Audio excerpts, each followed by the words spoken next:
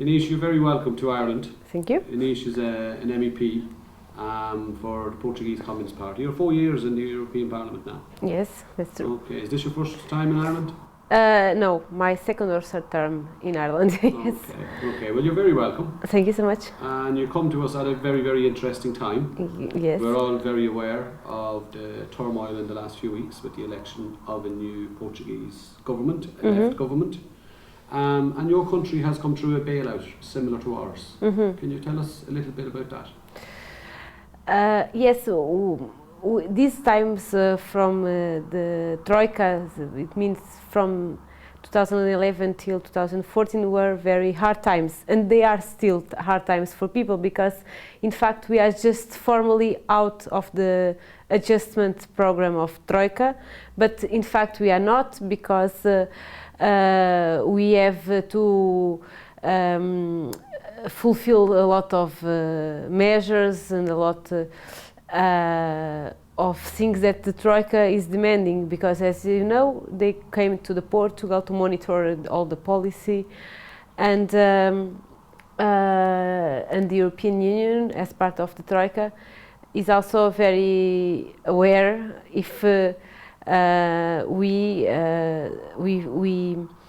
can fulfill these the measures that they want in terms of the debt and in terms of the deficit. So in fact there is a big pressure, and we cannot say that we are outside the program. In fact, I think that this was a big lie from the former government to create the idea that now everything will be better. But the life of the people since the last year, when we formally exit from the Troika program, it didn't change. It didn't change in terms of salaries, it didn't change in terms of the levels of unemployment.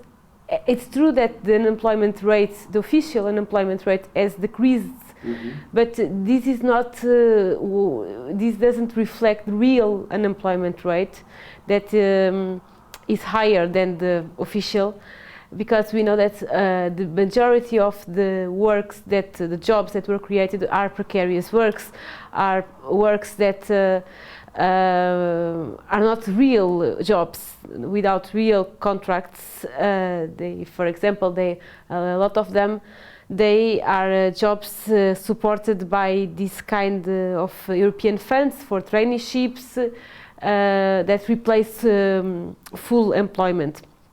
And it means that for the real people, the things, they are not so different. If you speak with the people, they don't have much. They don't have more money. They don't have the salaries had decreased, and they have to pay more taxes.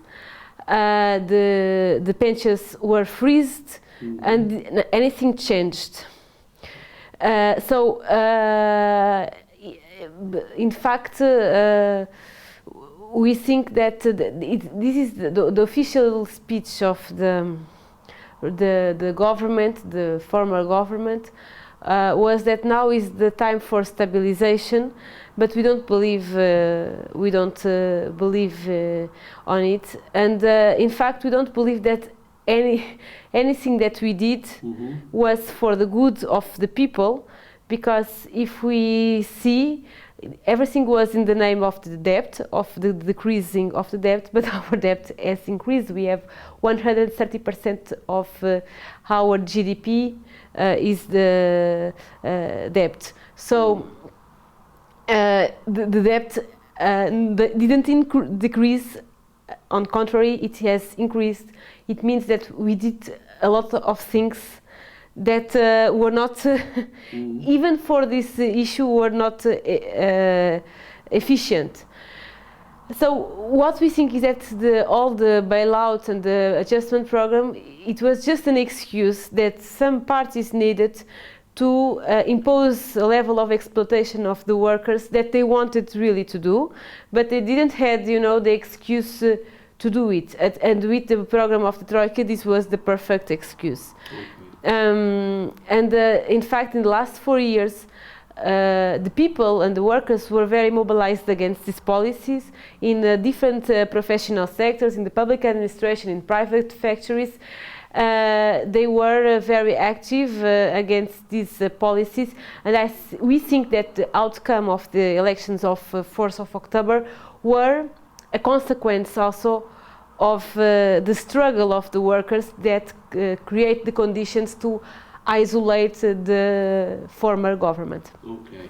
Well, some of what you've said, a lot of what you've said will be familiar to Irish people who have also exited the bailout, but are not feeling much benefit from it, despite the fact that we keep getting told every 5 minutes that everything is good now. And you're going to hear some of that in tonight's meeting. Yes. And we'll come back to the general election in Portugal in a minute. But I know one of the issues that you've been very involved in, and which has been a key indicator of dissent in Portugal, has been the issue of water. And what has been happening to your water since the bailout situation. Can you tell us a little bit about that?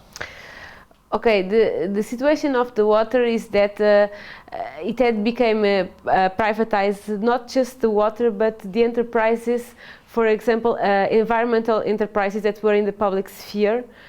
For example, to manage the garbage. This was some impositions of the Troika, and that the government wanted to.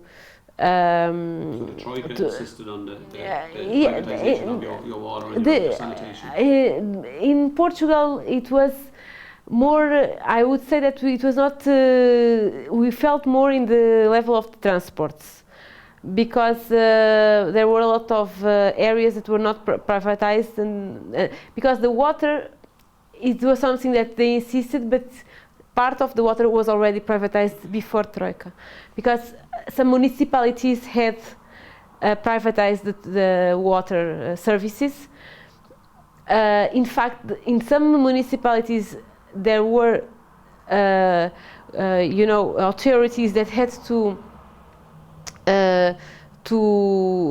go back, to come back in this position, because the services were so high, so expensive, and with so a low level of quality of the water, that they were almost forced to reverse their own decision. In Portugal, we had more pressure in a lot of things that were not privatized, namely the airports, the land transports, the post services that was completely public, and now it is privatized. And the last thing was the aviation national company. Really? So in the preparation for the general election, and we are currently in the preparation for our general election in Ireland, it will take place sometime in early 2016. Most people think February, maybe March, April at the latest. And, we are constantly being told that we are in a recovery, and that the choice that the Irish people face is a choice between stability with the right-wing parties who are currently in government, or what's been described as chaos, which would be progressive alternative coalition. And that's exactly what the Portuguese people have surprised the European Union and chosen in the last few weeks. What was the atmosphere in Portugal in the weeks leading up to that election? Because the European Union seemed to have been quite shocked by the decision of the Portuguese people. Are you shocked?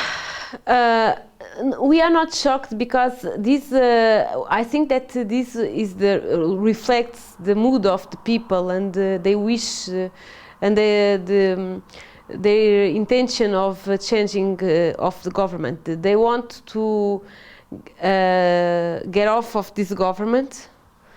That's why this government was had this result. What that they had. So I think that is a consequence of the struggle of the Portuguese workers. It's not something that is, that is something completely surprising. I would say that this even this speech of the stability is not. It's not. It doesn't have so much.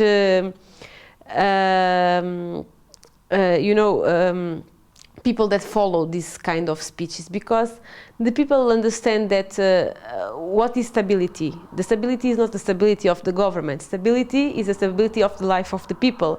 So why we want a government with a stability that to make policies that make unstable the life of the people? So the issue is what we are speaking about when we speak about stability. This is just, the speech about the blackmail, about the markets that will punish us, and the European that will punish us. It's a kind of blackmail that is making in order to conditionate the population and their vote. But it didn't work. No, it didn't work because what we understand from the results of the election is that this coalition of the right-wing coalition that was in the former government, they lost the absolute majority. So the outcome of the election was a new scenario that was not it didn't happen in 2011. So what we thought is that we have to understand the will of the people. That's why in the night of the elections, when we knew the results, we proposed that the Socialist Party, that is a party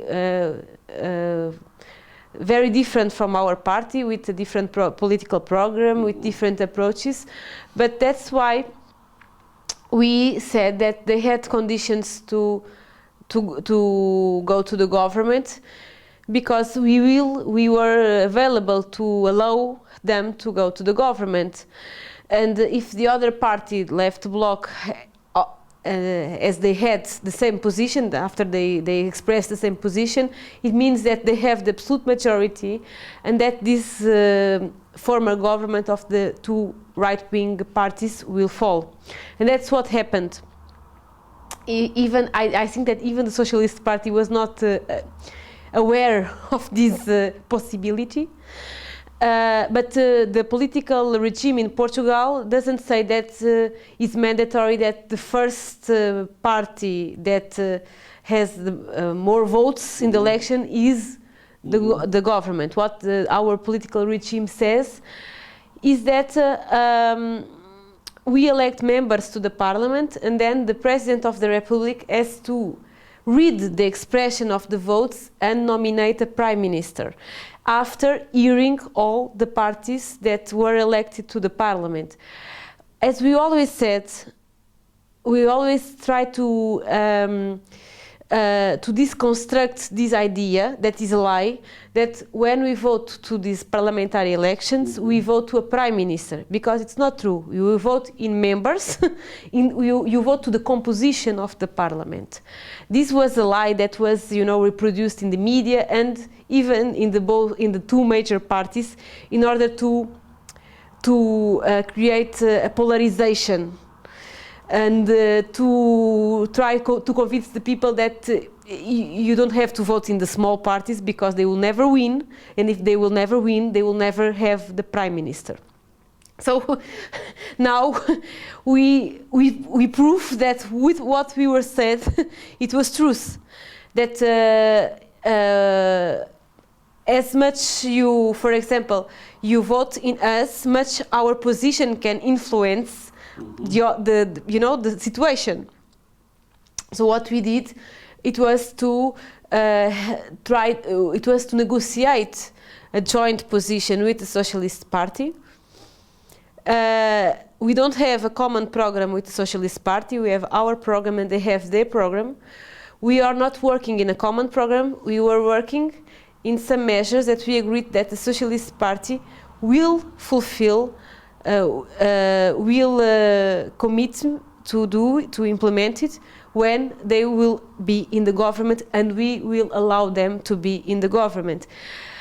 That's because and in these measures are, you know, a lot of things that are really important for people, like unfreezing the pensions, like, for example, to recover the 35 hours per week for working in the public administration, because they were increased to 40 hours per week. Like, for example, to decrease the VAT in the restaurants from 23% to 13%. Like, for example, to guarantee that all the children above 3 years have public schools.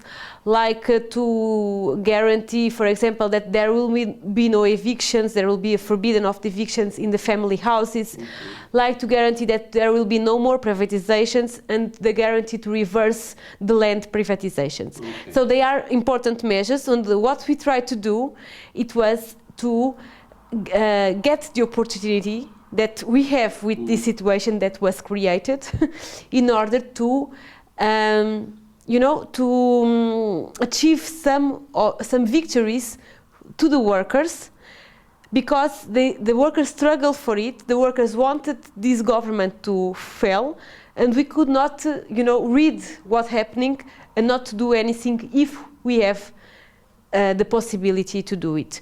So it's not an easy decision, because as we know, and the Socialist Party, we recognize the both parties, we have divergences in some of the most structural things, but we focused on some specific measures where we can converge, and we have the faith that if they will be applied, this will mean a better condition for the life of the workers. Well, I think, Inês, we'll finish now, but I think two things that I'm really taking very strongly from what you just said. The first thing, which will resonate here in Ireland, is that what is described as stability for capital is in effect instability for many of the citizens, which manifests itself in the issues you've just listed, such as precarious work, such as homelessness, such as freeze on pensions, such as changes to working terms and conditions of employment, and the things that make a difference to everybody's life. So that's very, very important for us here in Ireland to understand that, and I hope you're going to enjoy the meeting tonight and see what we're trying to do with that. And the other thing we're trying to do as well is to build a broad coalition which holds these values true, and within that broad coalition to have respect for the identity and the philosophy of each of its constituent parts, because we have various independents and political parties making up the coalition. So thank you very much. Thank you very much for the interview. Thank you. And again, very, very welcome to Ireland, and I hope we can do something similar in Ireland in the next few months that the people of Portugal have just done. Okay, thank you. Thank you so much.